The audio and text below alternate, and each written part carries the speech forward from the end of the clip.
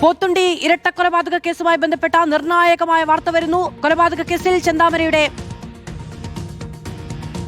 കുറ്റം തെളിഞ്ഞിരിക്കുന്നു. ചെന്താമര കുറ്റക്കാരനെന്ന് കോടതി വിധിച്ചിരിക്കുന്നു. 2019 സജിതയെ കൊലപ്പെടുത്തിയതിനു ശേഷം ജാമ്യത്തിൽ ഇറങ്ങി വന്നാണ് പോത്തുണ്ടിയിൽ നെന്മാറ പോത്തുണ്ടിയിൽ സജിതയുടെ ഭർത്താവ് സുധാകരനെയും അമ്മയെയും ചെന്താമര കൊലപ്പെടുത്തിയത്. ചെന്താമര ഈ ഇരട്ട കൊലപാതക കേസിൽ കുറ്റക്കാരനെന്ന് കോടതി വിധിച്ചിരിക്കുന്നു എന്ന ഏറ്റവും സുപ്രധാനമായ വിവരമാണിപ്പോൾ പുറത്തു വരുന്നത്. Reporter breaking. ചെന്താമര കുറ്റക്കാരൻ ശ്യാം ദേവരാജ് വിവരങ്ങളുമായി ചേരുകയാണ്. ശ്യാം, നടുക്കിയ കൊലപാതകം, കൊടും ക്രൂരനായ കൊലപാതകിയാണ് ചെന്താമര എന്ന് തെളിഞ്ഞിരിക്കുന്നു. പാലക്കാട് നെന്മാറ പോത്തുണ്ടി ഇരട്ടക്കൊലപാതക കേസിലെ ഏകപ്രതിയായ ചെന്താമരയാണ് കുറ്റക്കാരനാണ് എന്ന് കോടതി കണ്ടെത്തിയിരിക്കുന്നത്. പാലക്കാട് അഡീഷണൽ ജില്ലാ സെഷൻസ് കോടതി 4 ആണ് ഈ ശിക്ഷ പ്രഖ്യാപിക്കുകയും ചെയ്തത്.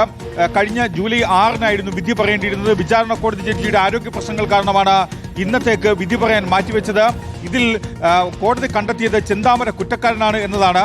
2025 ജനുവരി മാസം 27 പോത്തുണ്ടി ബോയൻ നഗർ സ്വദേശിയായ സുധാകരനെയും അദ്ദേഹത്തിന്റെ അമ്മ ലക്ഷ്മിയെയും ചെന്താമര അയൽവാസിയായ ചെന്താമര വെട്ടിക്കൊലപ്പെടുത്തിയത്. പട്ടാപ്പകൽ ആയിരുന്നു ഈ കൊലപാതകം. നാടിനെ നടുക്കിയ കൊലപാതകം.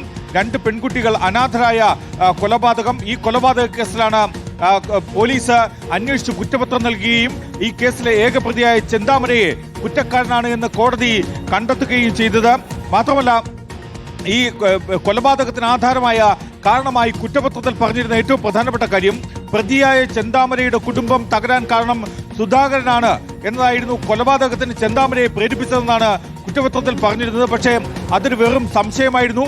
ആ സംശയത്തിന്റെ പേരിലാണ് ഈ കൊടും ക്രൂരതയ്ക്ക് ചെന്താമരയെ പ്രേരിപ്പിക്കുകയും ചെയ്തത്. ഇതിന് ഈ ഇരട്ട കൊലപാതകം മാത്രമല്ല ഈ കൊലപാതകത്തിന് പിന്നിലുള്ളത്. അതിന് പിന്നിൽ മറ്റൊരു കൊലപാതകം കൂടി ഉണ്ട്. 2019 ഓഗസ്റ്റ് മാസം 31 സുധാകരന്റെ ഭാര്യ സജിതയെയും ചെന്താമര വെട്ടിക്കൊലപ്പെടുത്തിയത്. ഈ കേസിൽ അന്ന് തന്നെ ഈ ചെന്താമര അറസ്റ്റിലായിരുന്നു. പിന്നീട് ജാമ്യത്തിൽ ഇറങ്ങുമ്പോഴാണ് ഈ വ്യവസ്ഥകൾ ലംഘിച്ച് ഈ 2 പേരെ കൂടി കൊലപാതകത്തിന് ഇരയാക്കുന്നത്. ഭർത്താവിനെയും അമ്മയെയും വധിക്കുന്നത്, ഇരട്ട കൊലപാതകം നടത്തുന്നത്. ഇരട്ട കൊലപാതകത്തിന് ശേഷം ചെന്താമര മാട്ടായി വനമേഖലയിലേക്ക് ഒളിവിൽ പോയ സാഹചര്യമുണ്ടായിരുന്നു. ഈ സാഹചര്യത്തിൽ നാട്ടുകാരും പോലീസും തണ്ടർബോൾട്ടും ചേർന്ന് വ്യാപകമായ തിരച്ചിൽ നടത്തിയിരുന്നു.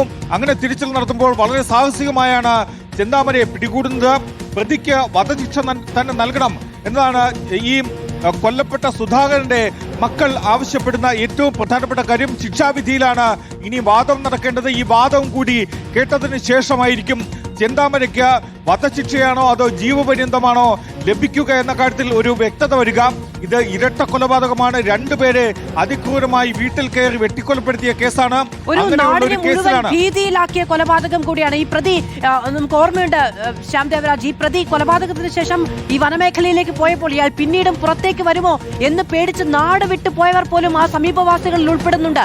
അത്ര വലിയ ഭീതി ഉണ്ടാക്കിയ ആളാണ്. ഒരു ദിവസം പോലും പുറത്ത് ജീവിക്കാൻ യോഗ്യനല്ല എന്ന് തെളിയിച്ചയാളാണ്. അങ്ങനെ തന്നെയാണ്. കാരണം അത്രമേൽ അതിക്രൂരമായ കൊലപാതകം, അതായത് ഒരു കുടുംബത്തിലെ 3 പേരെ കൊലപ്പെടുത്തിയ ആളാണ് ചെന്താമര. അങ്ങനെയുള്ള കൊലപാതകം 2 ഘട്ടങ്ങളിലായാണ് ചെയ്യുന്നത്. ഒന്നാമത്തേത് 2019, അടുത്തത് 2026. ഇതിൽ പ്രോസിക്യൂഷൻ ഇതിൽ വാദത്തിനിടെ പറഞ്ഞിരുന്ന ഏറ്റവും പ്രധാനപ്പെട്ട കാര്യം, ഏതാണ്ട് 480 പേജുള്ള കുറ്റപത്രമാണ് നൽകിയിരുന്നത്. ദ്രുതഗതിയിൽ അന്വേഷണം പൂർത്തിയാക്കി നൽകിയ കുറ്റപത്രമാണിത്. 57 ദിവസങ്ങൾക്കുള്ളിൽ, അതായത് 2025 മാർച്ച് 25 അന്വേഷണ സംഘം കുറ്റപത്രം കോടതിയിൽ നൽകിയിരുന്നു. ഈ കേസിൽ ഏതാണ്ട് 132 സാക്ഷികളെയാണ് വിസ്തരിച്ചത്. പ്രധാന സാക്ഷിയായ സുധീഷിന്റെ മൊഴിയാണ് ഈ കേസിൽ ഏറ്റവും നിർണായകമായത്. അതായത് ഈ കൊലപാതകം നടത്തുന്നത് കണ്ട ആൾ കൂടിയാണ് സുധീഷ്. ശാസ്ത്രീയമായ തെളിവുകളടക്കം ഇക്കാര്യത്തിൽ പരിശോധിച്ചിരുന്നു. കുറ്റപത്രത്തിന്റെ ഭാഗമായി ഏതാണ്ട് 30-ലധികം ശാസ്ത്രീയമായ തെളിവുകളും അന്വേഷണ സംഘം കോടതിയിൽ ഹാജരാക്കുകയും ചെയ്തിരുന്നു. കുറ്റപത്രത്തിന്റെ ഭാഗമായി ഹാജരാക്കുകയും ചെയ്തിരുന്നു. വ്യക്തിവൈരാഗ്യവും തെറ്റായ സംശയവുമാണ് ഈ കൊലപാതകത്തിലേക്ക് നയിച്ചത് എന്നതാണ് കുറ്റപത്രത്തിൽ താൻ കണ്ടെത്തിയ. ഭാര്യയുമായി പിരിയാനുള്ള കാരണം, ഭാര്യ തന്നെ ഉപേക്ഷിച്ചു പോകാനുള്ള കാരണം സജിത അടക്കമുള്ളവർ അവരോട് നുണകൾ പറഞ്ഞു പരത്തിയതാണ് എന്നൊരൊറ്റ കാര്യം വെച്ച് ഒരു ചെറിയ വൈരാഗ്യത്തിന്റെ പേരിലാണ് 2019 സജിതയെ ഇയാൾ കൊലപ്പെടുത്തുന്നത്.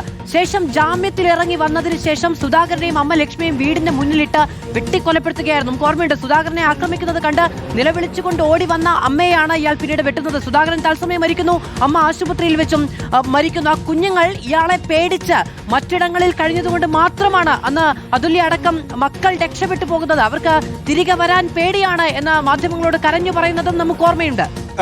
അത്തരം വാചകങ്ങളെല്ലാം നമ്മുടെ കൺമുന്നിൽ അല്ലെങ്കിൽ നമ്മുടെ കാതുകളിൽ ഇപ്പോഴുമുണ്ട്. ആ രണ്ട് പെൺകുട്ടികളുടെ കരച്ചിൽ ഇപ്പോഴുമുണ്ട്.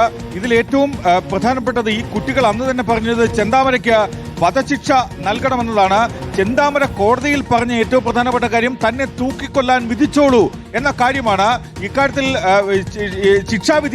ശിക്ഷയിൽ എന്തെങ്കിലും പറയാനുണ്ടോ എന്ന കോടതിയുടെ ചോദ്യത്തിനാണ് ഈ രീതിയിൽ ഉള്ള മറുപടിയും പറയുന്നത്.